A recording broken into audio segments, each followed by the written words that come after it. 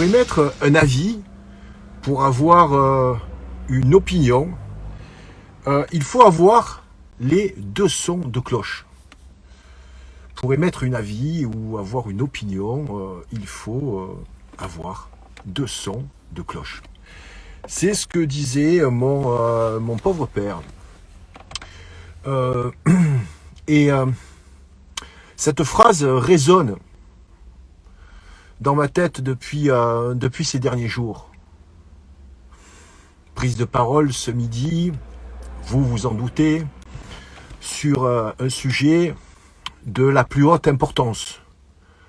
J'aurais pu commencer cette prise de parole à mon habitude, en faisant un petit peu le fanfaron, en vous disant, en vous déclarant, oui, nous sommes en guerre, nous sommes en guerre. D'ailleurs, je ne sais pas si vous avez des nouvelles du Covid, plus personne n'en parle, plus personne ne parle de ces mesures de discrimination également, masque, pass sanitaire, bon voilà, tout ça s'est envolé depuis jeudi. Alors depuis jeudi, les chaînes d'infos, vous savez, ces chaînes d'infos en continu sont en édition spéciale. La guerre, ça fait les choux gras des médias et de la presse en général. Et donc toute cette frénésie qu'il y a autour de cette guerre, certes, c'est une guerre qui a été déclarée par la Russie sur l'Ukraine. Donc je ne vais pas vous refaire l'histoire. Je veux en toute modestie vous faire part de mon avis. Je cherche mes mots parce que les mots sont importants. Les mots sont l'expression de notre pensée. Et qui plus est, lorsque je prends la parole publiquement, là, sur Instagram ou les réseaux sociaux, je ne sais pas qui m'écoute, donc j'y vais à pas mesurer, contrairement à certains qui se nourrissent de clash. C'est pas l'habitude de la maison, ce n'est pas l'habitude non plus dans le club que j'ai créé il y a 2 ans, ce Hit Club, qui aujourd'hui, je dirais, prend toute son ampleur. Malheureusement, des situations graves comme nous vivons aujourd'hui doivent nous alerter sur le pouvoir qu'ont les médias aujourd'hui de fabriquer l'opinion. Je dis bien fabriquer l'opinion. Les médias aujourd'hui font l'opinion. Il ne vous a pas échappé que nous tous, peu importe nos générations, nous avons été nourris par cette russophobie. Nous avons vécu la guerre froide. Nous avons oublié que la Russie quand même nous a aidés à mettre à terre ce régime nazi lors de la Deuxième Guerre mondiale. Ces mêmes nazis qui se retrouvent au ministère de l'Intérieur auprès du président ukrainien. Tout ça, ce sont des infos que vous pourrez trouver, et c'est là le cœur de mon message. Allez chercher les informations par vous-même, les amis. Encore plus aujourd'hui, encore plus qu'hier, par rapport à cette crise du Covid, de la pandémie, vous avez vu que l'ensemble des médias occidentaux aujourd'hui, il y a même certains pays qui veulent interdire la diffusion de Russian Today, de RT. Ouais. C'est pas bon d'entendre en fait l'avis de l'autre. Ce deuxième son de cloche, comme disait mon papa, le deuxième son de cloche.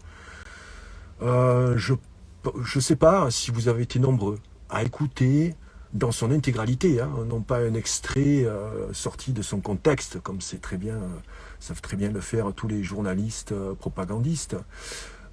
Si vous avez écouté dans son intégralité la déclaration qu'a faite Vladimir Poutine jeudi, donc qui a été traduite, vous trouverez ça sur divers sites.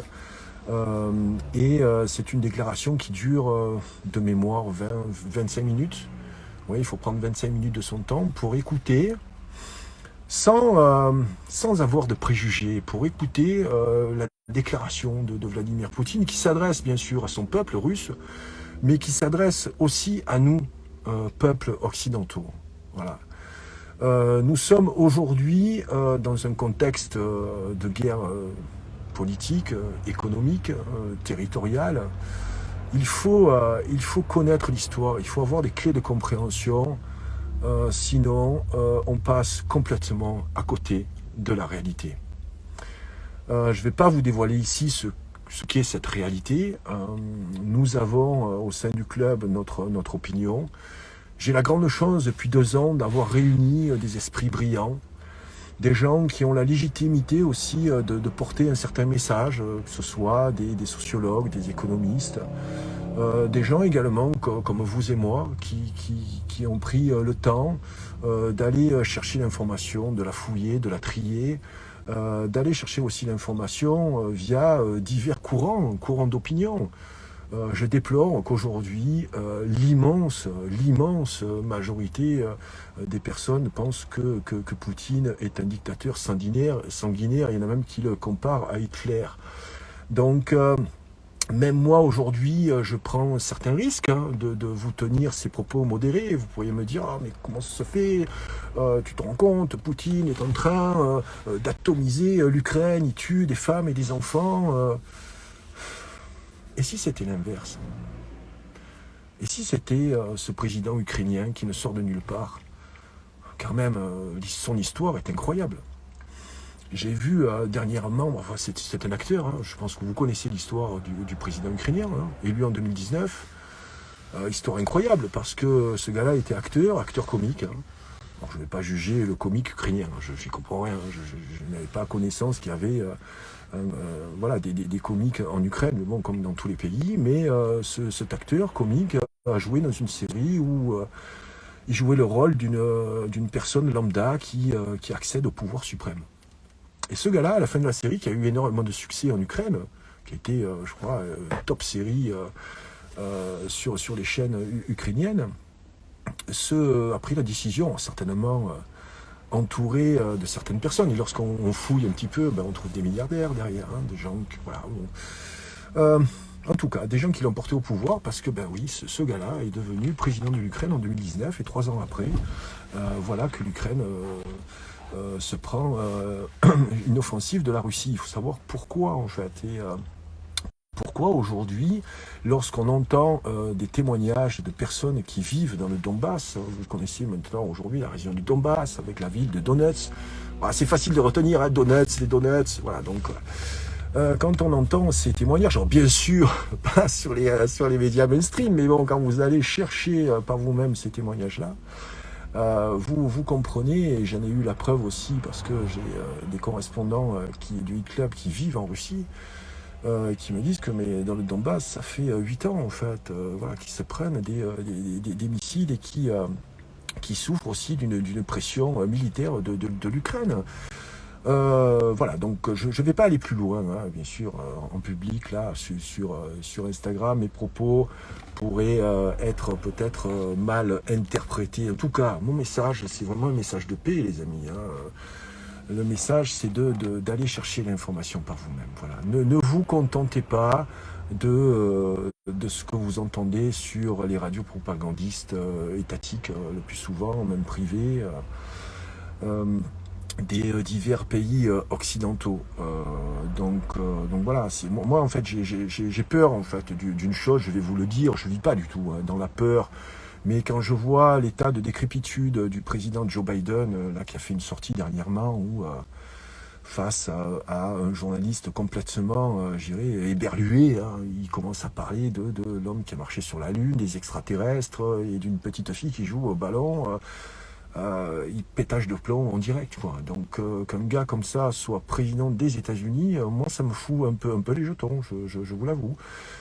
J'ai beaucoup plus en fait confiance entre soi-disant dictateur russe qui écoutez son discours qui est voilà qui est en tout cas qui résonne pour des gens qui sont certainement patriotes russes, mais est-ce que ça peut nous toucher, nous? Oui, il nous parle de certaines valeurs, il nous parle aussi des dérives de l'OTAN. Alors, qui connaît l'OTAN en fait? On va faire justement une émission spéciale la semaine prochaine dans le Hit Club sur l'histoire de l'OTAN. Ben oui, va falloir un peu s'y coller. il faut s'éduquer. Si on comprend pas, en fait, si on connaît pas notre histoire, on peut pas comprendre, en fait, le présent. Voilà.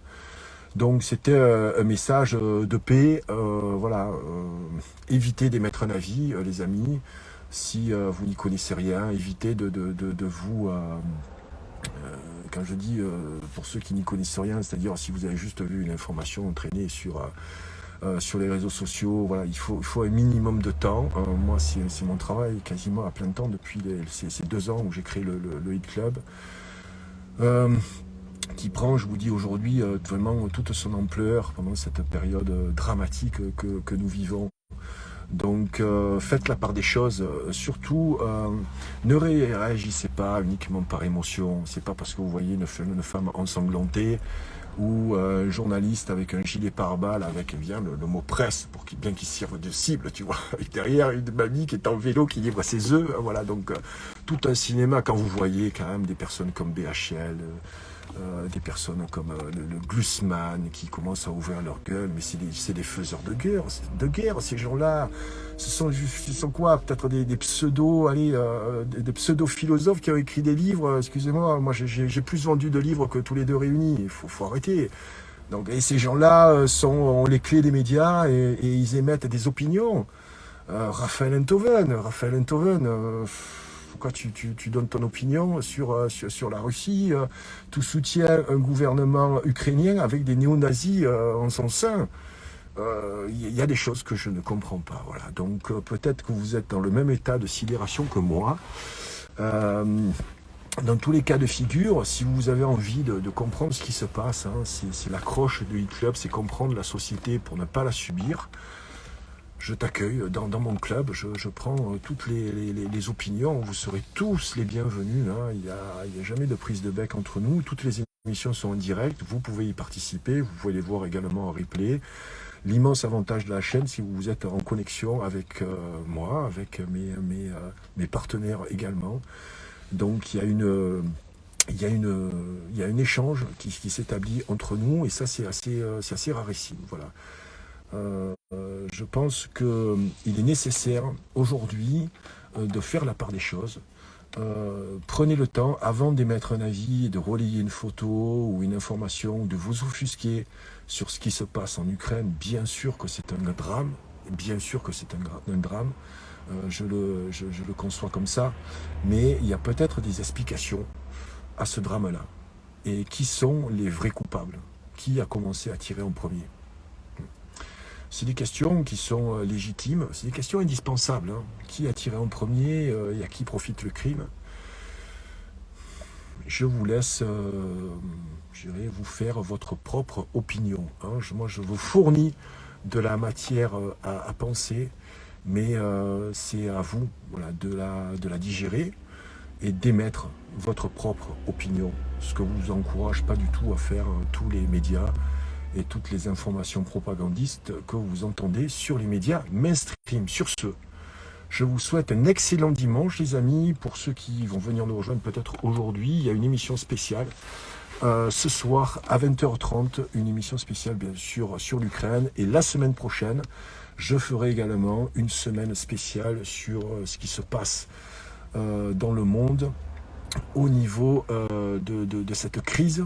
Qu'est-ce que ça peut, je dirais, engendrer? Quels sont les risques? Est-ce qu'il faut prévoir certaines mesures d'urgence? En tout cas, vous en saurez beaucoup plus dans mon club privé où je peux m'exprimer sans censure aucune et en toute liberté. Voilà, n'oubliez pas, les amis, aimez-vous les uns les autres. Voilà. Et puis restez en paix.